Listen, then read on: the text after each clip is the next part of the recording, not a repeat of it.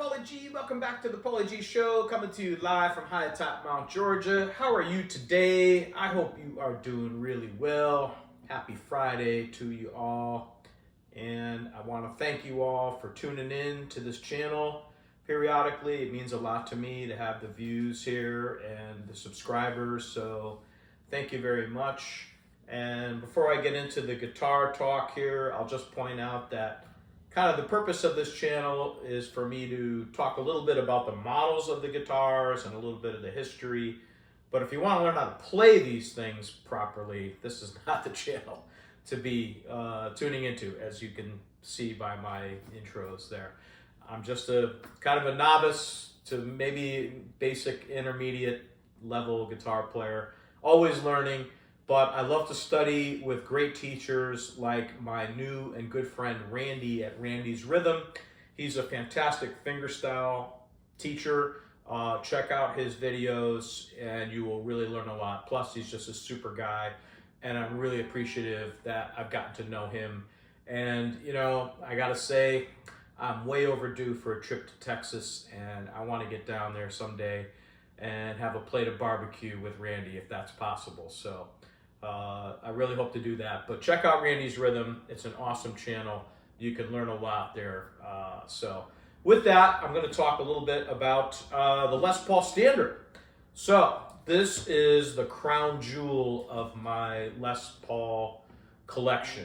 And the Standard is, you know, the most popular, most widely known, most, used Les Paul guitar in their, catalog. It's the guitar that's been made famous by, Jimmy Page, Eric Clapton, Jeff Beck, Pete Townsend, and that's just scratching the surface. I mean, so many great players have put their name on this guitar, both literally and figuratively, right? There's signature models and things like that. But the Standard is the one. That's the one that most people, I think, aspire to own. Customs are great and different, offshoots, but the Standard is the Standard, no pun intended. But this particular one, so what they're building now, they started building these, in the mid-50s, and then, of course, in 57, along came the Seth Lover designed humbucker pickups. Prior to that, as I mentioned earlier, is the P90. So the humbuckers came along in 57. Most of those were gold tops. They did make some black ones with 3 pickups. Those were called the Black Beauties or the Fretless Wonders, as some people refer to them. But the bursts started in late 58, and then of course 59 and 60 are the ones that are commanding hundreds of thousands of dollars and are highly sought after. They only made the running joke is they made 1,100 of them, and there's only 3,300 left in circulation. That it's a highly copied guitar. There's a lot of fake ones out there. There's also a million reissues that try to harken back to those times. And that's kind of where Gibson is going now with what they're doing. So the 2 basic types of Les Paul Standards in the catalog right now are the 50s and the 60s. And that's not getting into the custom shop, the Murphy Lab, R9s, R8s, R6s, all those. This is just the Les Paul Standard, entry model.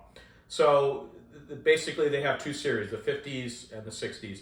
The 50s models are, a few different colors, including this, which is a tobacco burst, Kluson Deluxe tuners, and most importantly, a 50s style neck, which is too fat for me.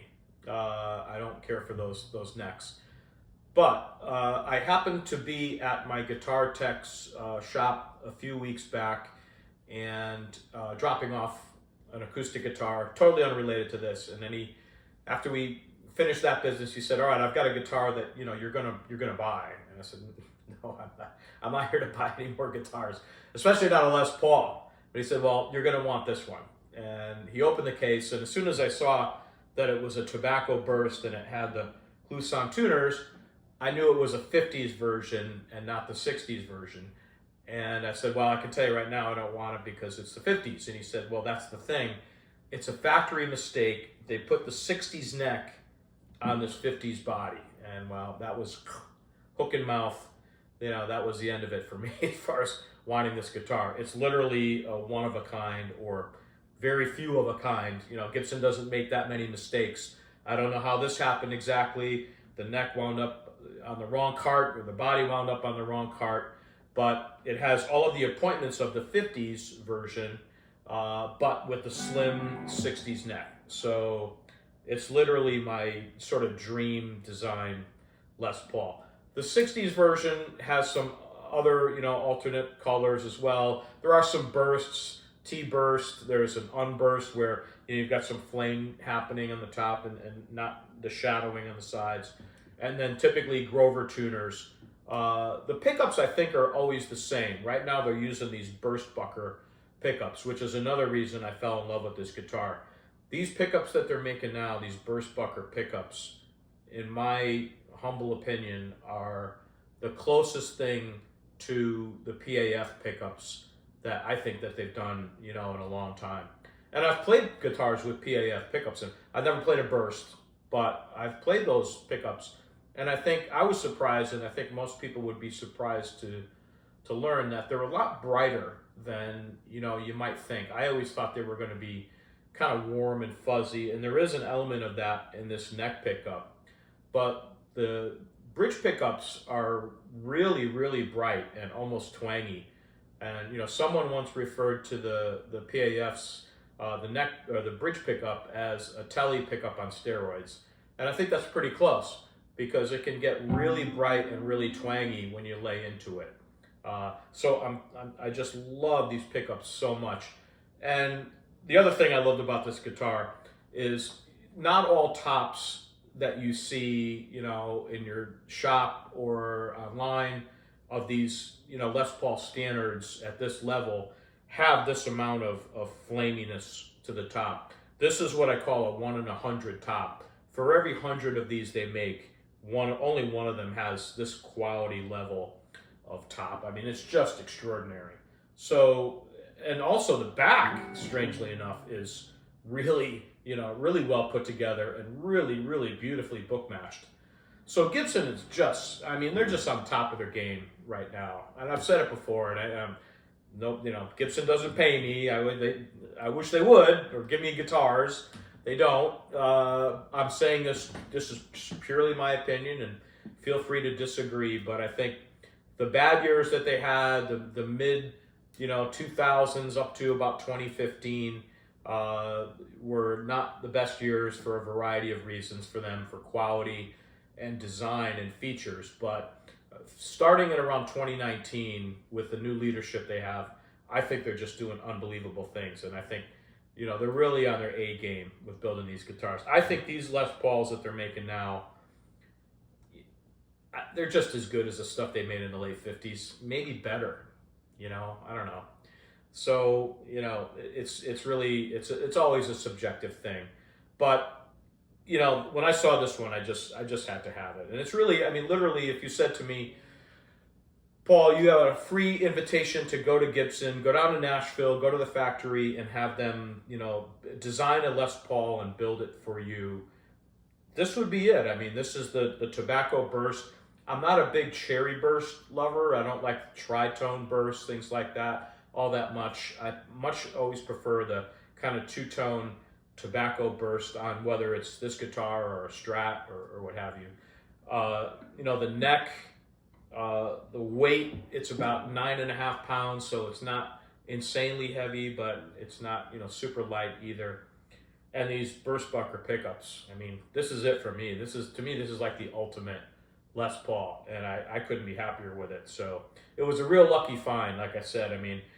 For Gibson to make a mistake and put this neck on a 50s body, and for me to find it, it was just meant to be, in my opinion. So I'm really lucky to have it. But, I guess I'll just finish by saying that I keep repeating myself, but I feel like we're in a golden era of guitar building, not just for Gibson, but, Fender is putting out, really, really high quality guitars.